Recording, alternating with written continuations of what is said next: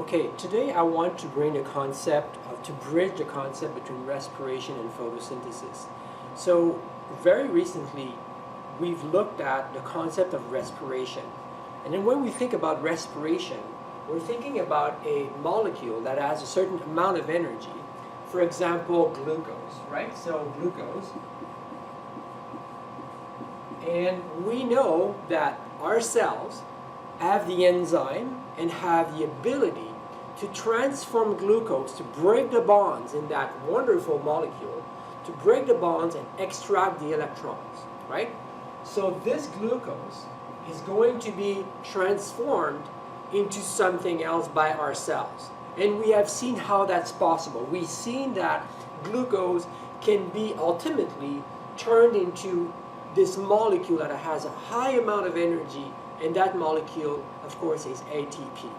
We've seen that glucose will go through a series of reactions in the glycolytic pathway, and then we've seen that some of the molecules that are synthesized at the end of glycolysis, we've seen that some of those molecules will actually enter another cycle that is called the Krebs cycle, and that's inside the mitochondria. So when these molecules enter the mitochondria, at the end we have the conversion, the production, of course, of ATP, but the conversion of this molecule here eventually turns into something that we know as carbon dioxide, and we will also produce molecules of water. Okay? So this here, in a nutshell, in a very simple equation, we see the process of cellular respiration. Now, we know that we need to get this glucose from somewhere, right? We need to get those nutrients somewhere. They don't just appear. We need to ingest them if we want to produce, of course, energy, which in this case is in the form of ATP. So if we want to create this molecule here, we need all the enzymes and everything, but we also need the starting material, which is right here. Okay? The end result is carbon dioxide and is water. So let's just start with this and remember that. Now we have a question. Where does glucose come from anyway? Right? We know it's important. We know it has a lot of energy. We know we can produce ATP from it. Now where does it come from? Where does it appear just like that? Or is it made? Well, yes, it is made. And it's made by plants. And the process of this is, of course, called photosynthesis. Photosynthesis. Okay, so photosynthesis is the process through which plants use the energy of light, sunlight. They use this in order to transform two very simple molecules that we know we just discussed about, we just talked about them, which is carbon dioxide and water. And those two molecules are combined to give us some glucose. Okay? Of course, this will take some energy input. We liberated energy when we consume glucose, right? Well, now, in order to go this way, we need some energy. And of course, this energy is provided by our star, which, of course, is the sun.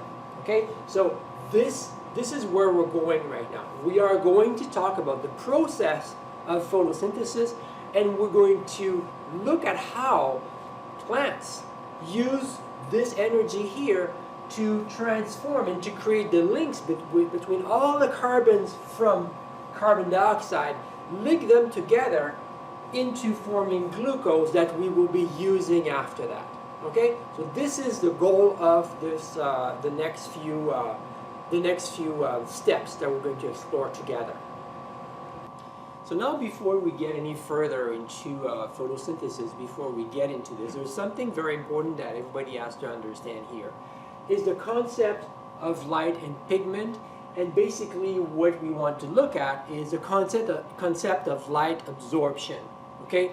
Light absorption, which means the capacity for some molecules to absorb light, to absorb certain frequency of light.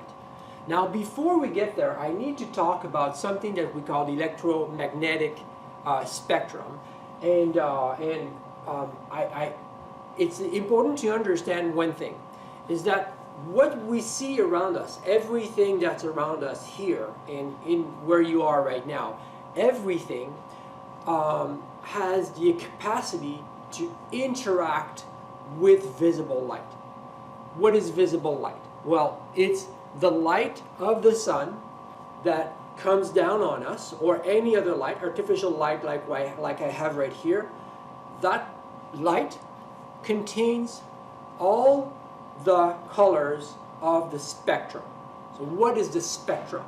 Well, when we look at visible light is only a small portion of the whole electromagnetic spectrum. Here's what I mean by that. We have part of this electromagnetic spectrum. We have radio waves, we have visible light, we have X-rays, and also we have gamma rays. Okay? All of these are part of the electromagnetic spectrum, but our eyes are not able to detect radio waves, and I'm very happy I can't see radio waves around me right now. We can't see and we cannot detect X-rays, and we cannot detect gamma rays. Okay, and that's because our eyes are not adapted to these frequencies. And what is a frequency? Well, light moves in space in a certain, it undulates, right? It goes like this, and every time light goes like this, this is a frequency. Every time it comes up again like a wave, this is called a frequency. This is called an amplitude, and the frequency is how many times does it oscillate in a second. Okay, I'm not going to get into the details of the physics of this. What I want to say is this: radio waves have a low frequency, right? So they undulate with over a long period, a long distance. And as we get closer to the visible light, these frequencies gets faster and faster and faster. So light moves in a certain wave, and it goes faster and faster, as you can see here, right? So it gets tighter and tighter and tighter. On one side of the visible spectrum, something we cannot detect is infrared right here. We cannot perceive infrared light. And on the other side of the spectrum, which still we cannot perceive, is UV light right here. So we have infrared right there, and we have ultraviolet on the other side. Squeezed in between those two extremes of the visible spectrum, we have the color red, we have yellow, green, blue, and violet. So when you see, when you look outside and there's rain on one side, the sun on the other side, we see a rainbow. The rainbow has all those colors, and those colors are always like this, right? On one side we have red, on the other side we have violet, and we have all the colors in between.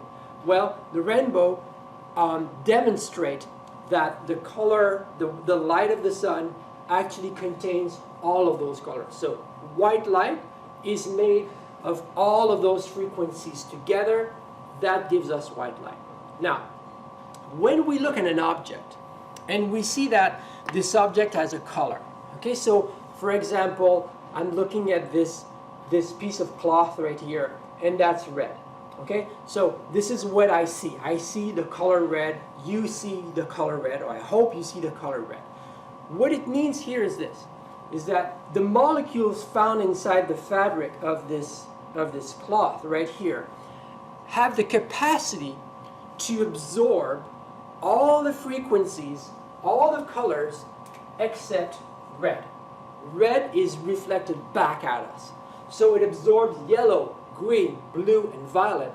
All of those wavelengths coming from, in my case here, artificial light or sunlight, are absorbed by this object here, and then the result of this is that we see our red light. Now let's look at this bottle. This bottle here is green, right? Same principle applies again. This principle is that if the color of this bottle is green, it means that the paint that's on the top of this bottle here has the capacity to absorb all of the wavelengths, all of the frequencies, except green.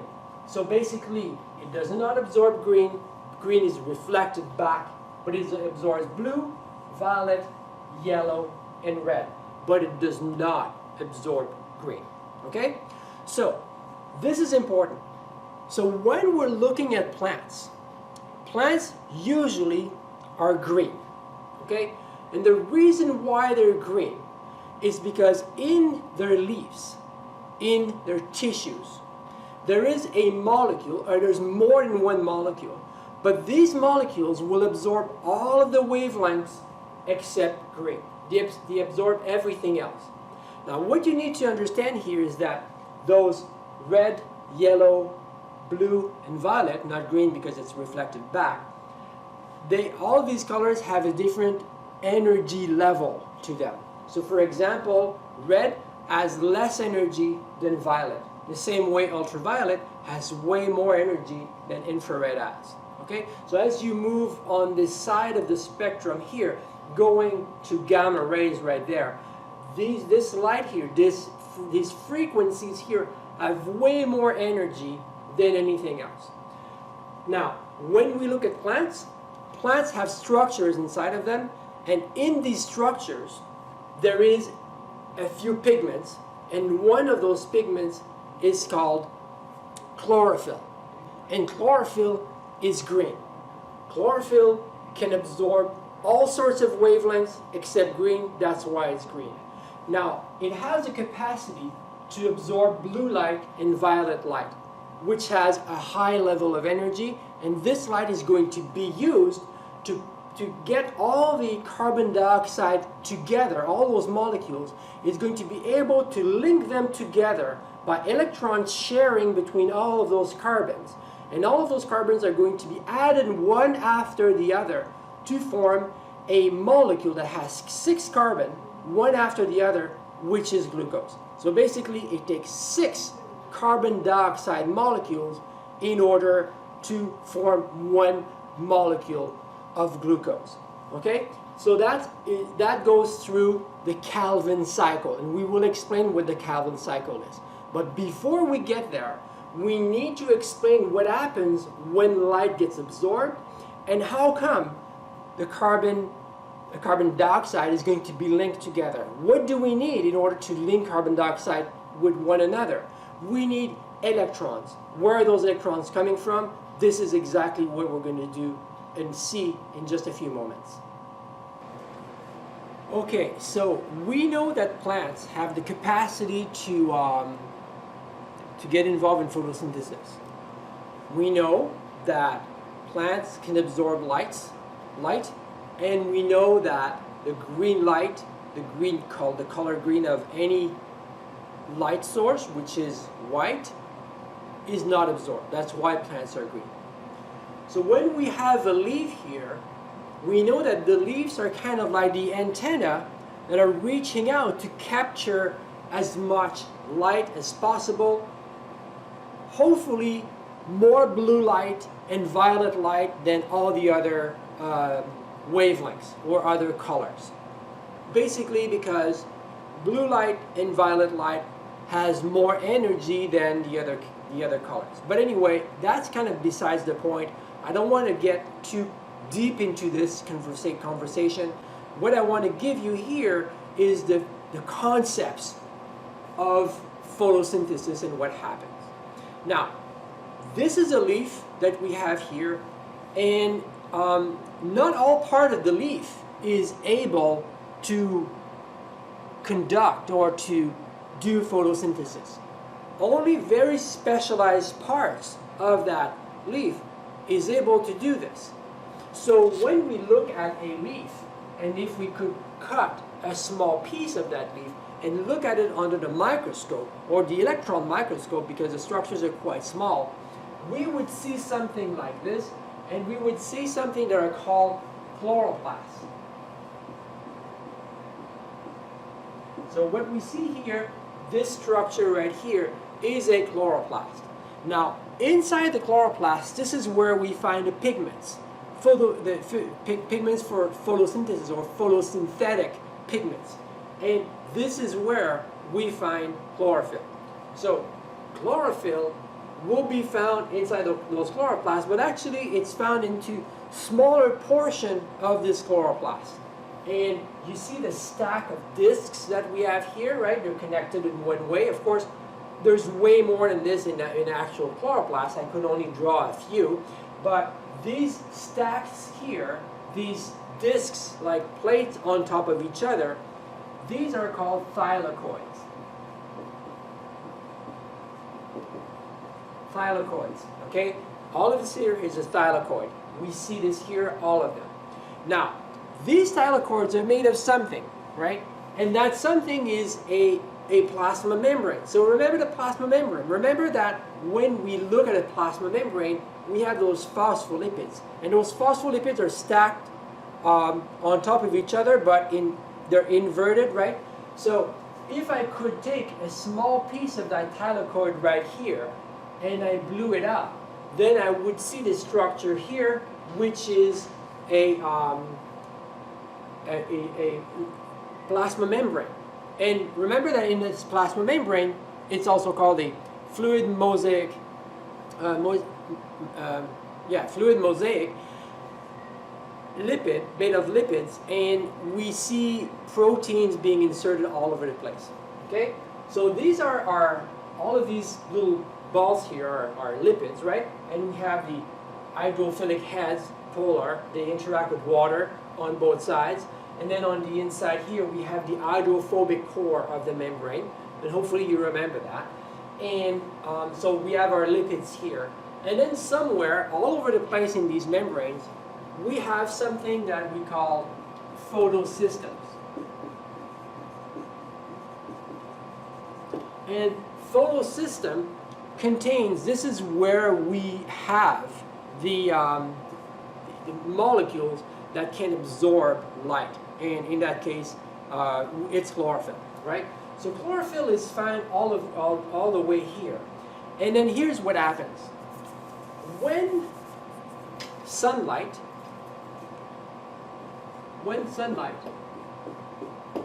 shines on the plants with high energy light, including red, yellow, green, of course, which is not absorbed, blue and violet light, this light strikes the photosystem, and then the energy gets to the chlorophyll. The chlorophyll receives this energy and will let go of an electron. Okay? It gets excited, the electrons start to vibrate, and then they take off. And as they take off, they jump from one molecule to another, to another, to another. And here's what happens. This has enough energy that at some point, water will be split into its two components, oxygen and hydrogen. Okay? So we will produce oxygen from splitting water, and that is actually called hydrolysis. Okay? Hydrolysis. And hydrolysis is the action of splitting water. And we know that photosynthesis uses carbon dioxide, but it also produces oxygen at the other end, right? This is why we want to have plants around us. We want to make sure that we absorb as many carbon dioxide as possible and produce as much oxygen as possible. So that's an important part. Okay? Now, this water here, in order to split water, believe me, it takes a lot of energy. So that sunlight through the photosystem has the capacity to break this water into its two pieces. But by doing so, it liberates an electron. And these electrons here will be channeled to eventually transform carbon dioxide into glucose. Okay? And that is the process that follows this right here. So what do we have here? We have a leaf, In that leaf, we have the chloroplast. Inside the chloroplast, we have the thylakoids that contain photosystems that have the pigments. Photosystems will absorb the light from the sun, high energy photons. Those high energy photons are going to strike the chlorophyll, and electrons will be liberated. At some point, this will trigger a reaction where water will be split and form oxygen and hydrogen. And the electrons coming from this water molecule are going to be channeled inside a photosystem and used to capture carbon dioxide and form glucose from that. Now, the process here is what's coming next. Okay, now we're going to look at what actually really happens inside the thylakoid. We're going to see how the electrons coming from water, but also with the energy from light, we're going to see how all of this is channeled in order to eventually create glucose out of carbon dioxide. There's different steps. It's not a straightforward process. There's different steps, and we're going to break those steps into smaller steps in order to understand what's happening here. So what I have here is a membrane, and I drew only the phospholipids on that side here and on that side here. Please understand that all of this here, all of these circles and structures that I drew here, those are all proteins that are embedded in the membrane. So basically we have lipids all over the place here, but for the sake of simplicity, I decided not to include everything just to make it a bit more simple. Okay?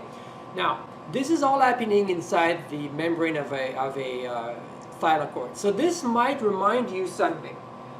In a way, when you think of mitochondria, and the membranes and the systems that are found in the membrane in order to channel the electrons and eventually create ATP. And then you look at this, you will remember something, right? They look very, very similar in a way. Those systems here are proteins that have metallic center that are able to absorb electrons and pass them around, right? So they go from one to the other to the other.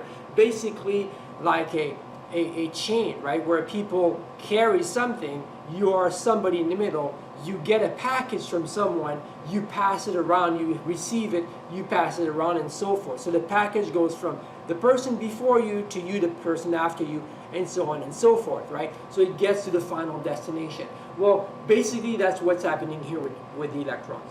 Now, remember that the first electron comes from water, okay? That's where it is. And the reason it can come from water is because there was enough energy from sunlight to hit something that we call the photosystem 2, right? So you see PS2 here. PS2 goes for photosystem number 2.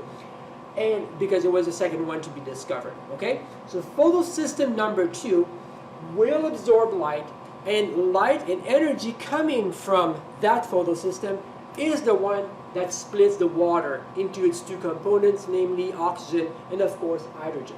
Now the electron, when water is split, takes off, right?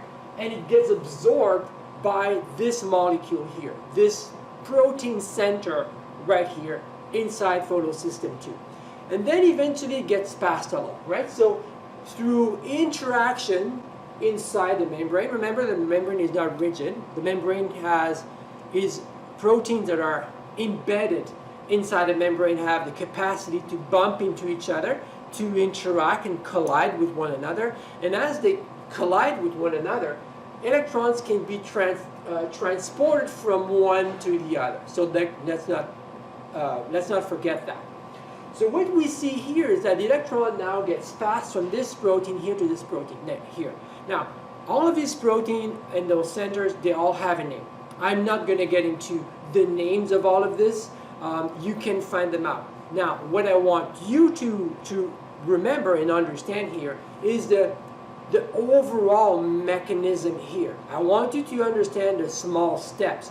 All the names and everything, that's kind of trivial in a way. We don't need to know all of those names in order to understand the principle. And I put an emphasis on understanding principles. So please don't forget that.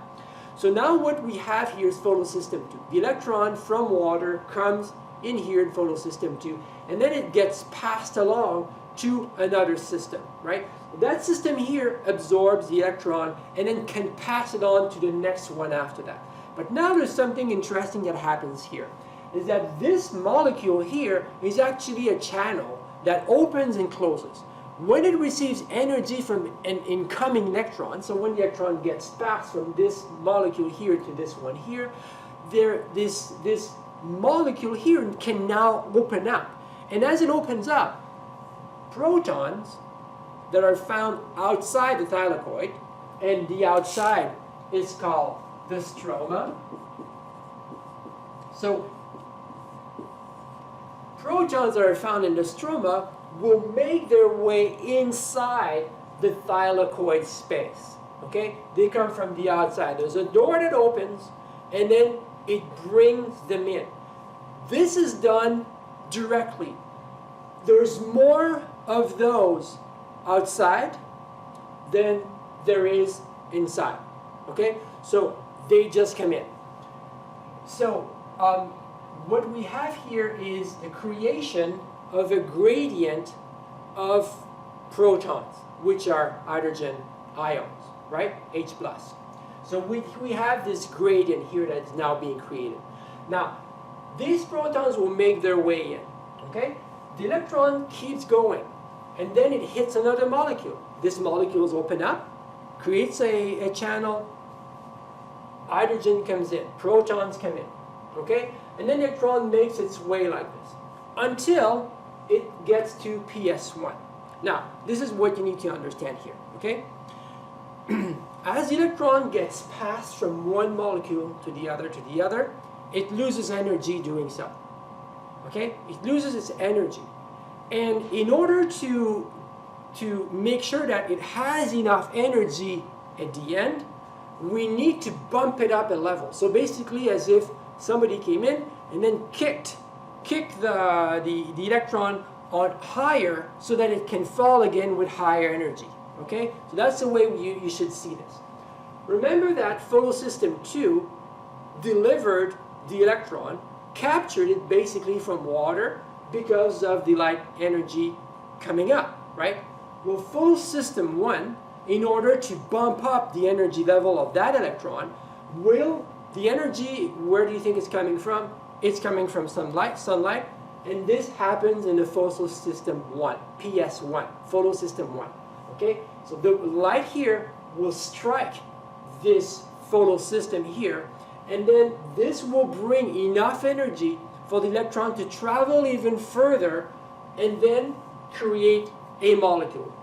At the end, this electron will need to be captured. It cannot travel like this all the time. At some point, we need to harvest those electrons so that we can use them in order to link carbon dioxide molecules, a carbon and a carbon dioxide. We need to link them together to create glucose, right? We need 6 of those to create one molecule of glucose. We need the electrons, okay? We can no longer afford to have them just circulating inside a membrane. We need to capture them, but they need to have a lot of energy. And that's where the high energy comes from. Light striking PS1 brings a high energy level electron, and that electron is now captured by a molecule, NADP, right? That is now transformed into NADPH. Now remember that molecule, NADPH. And that NADPH will be used in the next part, the next little piece that will end the story of photosynthesis. Okay? So please remember that. Now then, the other thing that happens that's equally important, if not more in a way, is that we need to create an energy source. So we have sunlight, we have energy, we have high energy electrons, but we also need a bit more energy for that, for the whole process. Just imagine, right? Connecting carbon molecules together to form glucose, a higher energy molecule. So we're starting from small molecules that don't have a lot of energy in them, and we're packing energy inside a glucose molecule. We need to have energy to take in from somewhere. Sunlight can not do justice. We need something else for this. and that will convert the energy of sunlight into a chemical kind of energy, not just photonic energy, but chemical energy. And that chemical energy, well, is delivered by what molecule? Anyone? ATP, of course, always ATP. So how do we create this ATP molecule? Here's how we do this. Remember those protons that were channeled inside from the stroma to the thylakoid space here? Remember that? Well, those protons here will now be absorbed by some kind of a vacuum cleaner, which is the ATP synthase. Okay? ATP synthase is the molecule that we have here. This big complex there is called ATP synthase. Remember, ATP synthase found in mitochondria as well, right? Same thing, right? It works here as well. So, what's going to happen is that the electrons here will now make their way back to where they belong in the first place, in the stroma. So, they'll do this. By doing this, they will travel at a high energy level. Why? Well, because they were brought in and energy was injected as they came in. So energy will be taken out again. Remember when we say nothing is created, nothing is lost, right? The energy comes from somewhere, and then when we use that energy, we return to a basic level, right? It's a wheel that keeps on turning. Well, that's the same thing here. So we have those protons here. Those protons will be accepted by this molecule here, which is the ATP synthase. And here's what's going to happen. The ATP synthase is going to use ADP. You've seen this before when we looked at respiration and we looked at oxidative phosphorylation, right? We looked at that. And ADP is now going to be transformed into ATP. Now, for the next level, we need to remember those two, okay? We need to remember that we need these guys, NADPH, very, very important. We need to transport electrons, but also we will need a lot of energy to make sure that we can finally create that glucose molecule. So that's what's coming next. Now our final goal is to explain a concept, and the concept is the one of carbon fixation. So basically what we want to do here and what the Calvin cyclone is going to accomplish is to transform inorganic carbon, or carbon dioxide, right? Inorganic would be, in this case, would be CO2, carbon dioxide. And that carbon dioxide will be converted into organic carbon molecule.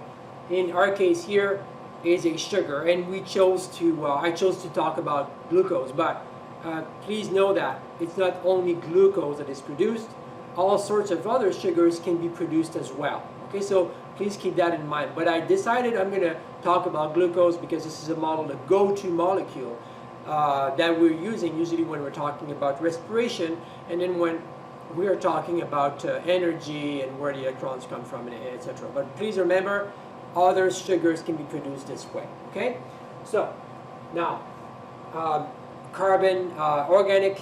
So carbon fixation from organic, inorganic into organic. Inorganic carbon sugars. Okay. So now this is a process called the Calvin cycle. Now what I'm doing today is I'm simplifying the Calvin cycle. I am not looking at every single step. It's not a super complicated cycle, but it has a lot of different things here that we really don't, at this stage, we really don't need to get into the details of. This is not the goal here. The goal is not to understand every biochemical reaction in the Calvin cycle.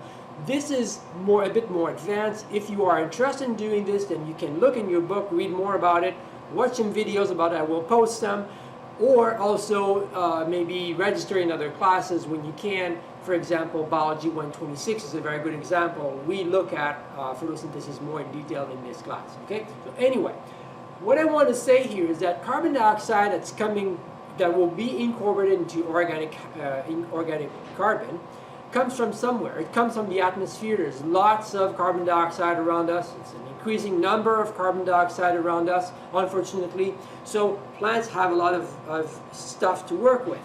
Now, this carbon dioxide will get inside the plant and will get inside the leaves, eventually make it its way to the thylakoids, and it will make its way through the stomata, right? It will enter, so those leaves have a special door that opens and closes depending on the time of day and everything. They can open and close, and when it's open, carbon dioxide can make its way in. So it's from the atmosphere, it gets inside the leaf, eventually making its way to the thylakoids, and then in the stroma of the thylakoid, not on the inside of the structures, but on the outside, the soup on the outside, and that's where the Calvin cycle is going to take place. Now, when we're looking at the Calvin cycle, here's what's going to happen. This carbon dioxide is going to be incorporated with an enzyme. So there's an enzyme that's called rubisco, R-U-B-I-S-C-O, and basically because it uses ribulose bisphosphate. I'm just saying this, I'm not going to write that, I'm just saying that, you know, you've heard it, you've seen it here, okay? And what's going to happen is that this carbon dioxide is going to be incorporated through multiple steps here into a 6-carbon molecule. So you see here, one carbon molecule eventually, by reacting with the right molecules here, or ribulose biphosphate, is going to create a 6-carbon molecule. It needs a few things to do this. It needs energy, ATP. Where does this ATP come from? It comes from ATP synthase that we've seen just previously. Remember that, okay? And it also needs NADPH. Why does it need NADPH? Because it needs electrons. It needs to create covalent bonds, right? We need this in order to do this. And through this wonderful process found in the Calvin cycle, we will be able to incorporate carbon dioxide into sugar.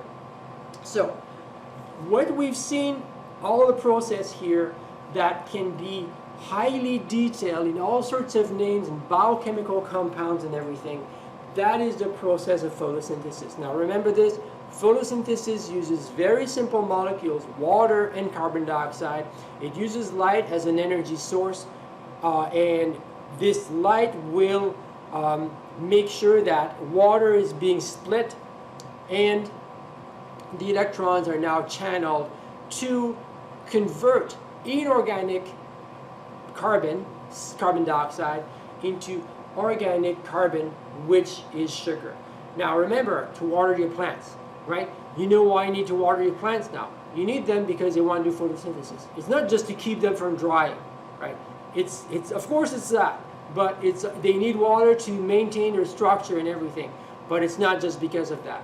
It's because without water, photosynthesis cannot happen. Sugars cannot be produced. Structures cannot be made.